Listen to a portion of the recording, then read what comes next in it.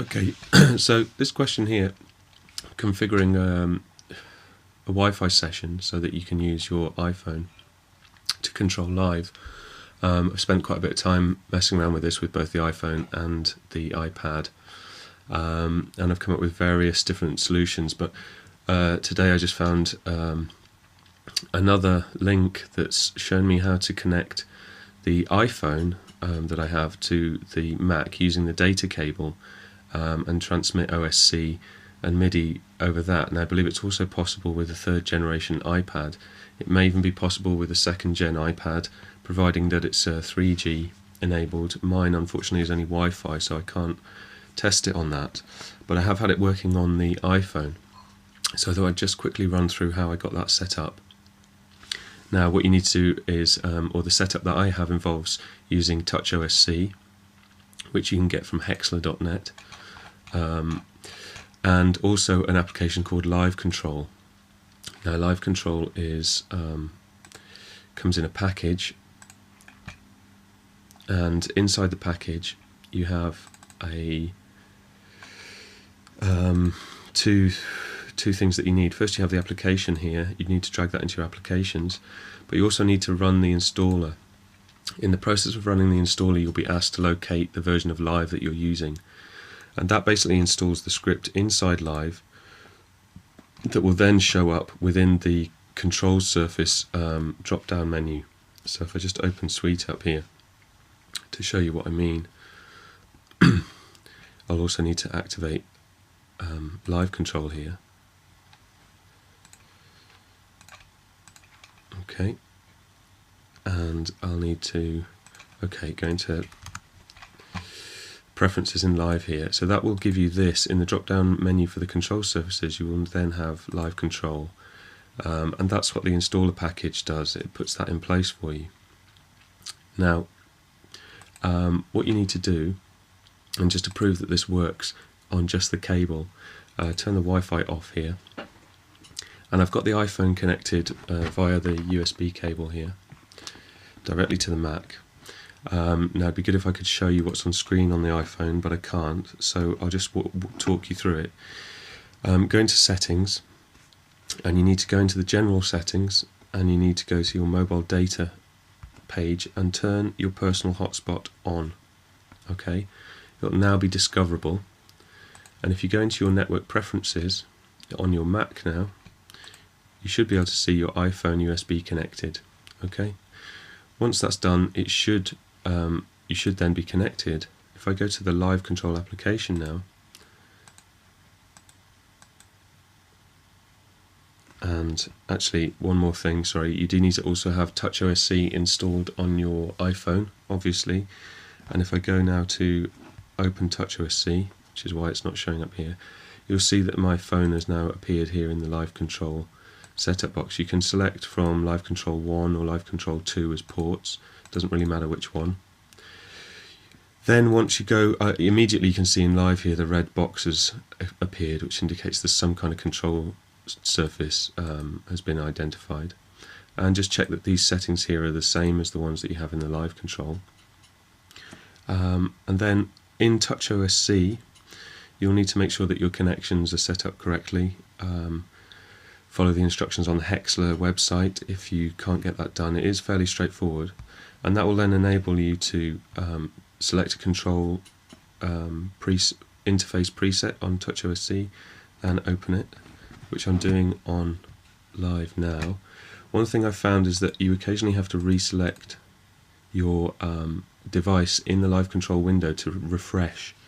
But what I should be able to see now is that here I have direct control, and this is over the data cable from my iPhone. I'm moving the faders here. I could also launch scenes, I believe. Yeah, you can see the launch. So all of the standard controls are there, they're available, and they work. This control is kind of reverse because you're connecting the Mac to the iPhone rather than the iPhone to the Mac. And I guess in a way that's probably going to limit it to connecting to only one device. So if you're using an iPad and an iPhone, that wouldn't work, I expect. The traditional way, the way that I connect with the iPad, is that I connect to the Mac using the same network. and there are problems I've discovered, or that I've run into, when connecting your iPad directly to an ad hoc network. If you were to do that, you'd be going into your preferences here and creating a network like this, and then on your iPad you'd be connecting to that network, and that does enable you to do the same thing. If you want to transmit MIDI, however, of course the problem with that is that you're not connected via a cable, so there's a stability issue, and even though it's fairly accurate and I have used it for performing, it doesn't feel quite as accurate and as stable as the wired connection. But what you need to do to enable MIDI is, within TouchOSC you have the option of enabling core MIDI.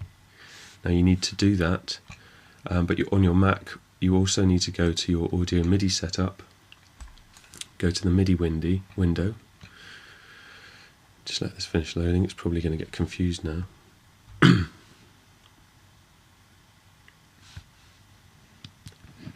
I'm going to disable my personal hotspot because I think that may, yes, that's confusing.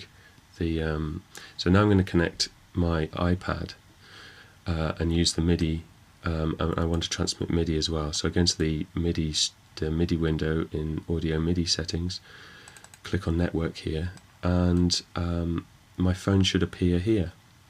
If we're connected to the same, my iPad should also appear here. If I'm connected, I need to go onto my iPad, go to the Wi-Fi networks, and choose the MacBook Pro.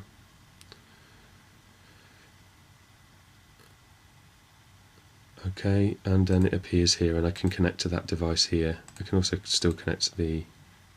Okay, yeah, because I have disconnected that. So now I can see I'm connected, the iPad's connected. So if I open TouchOSC on the iPad now, I can actually transmit MIDI information. Okay, just need to reconnect there. Okay, and that's necessary to enable it to send MIDI as well as OSC messages. And one of the things you have to do then is make sure that your MIDI ports here for the network session, which is the session which the MIDI is sent through. We've become disconnected again. It's because I've got these two devices configured in a conflicting way, but it will work. You need to make sure that your network session here is track activated and remote activated, so you can send and receive the MIDI information that enables your TouchOSC to respond to MIDI changes, so light switches coming on when you trigger buttons, etc.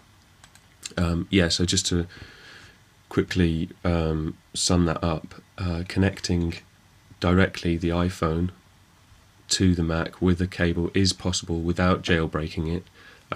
That was the only solution I was aware of beforehand, using MyY application to enable you to use the data cable for MIDI and OSC, but of course that requires you jailbreaking your phone. This actually works without having to do that, and again I can't confirm that it works with the iPad 2 or 3. I'm told it works with the third generation iPads, and it may well work with the second gen, but you would need the mobile data, the mobile version, so that you can set up a personal hotspot.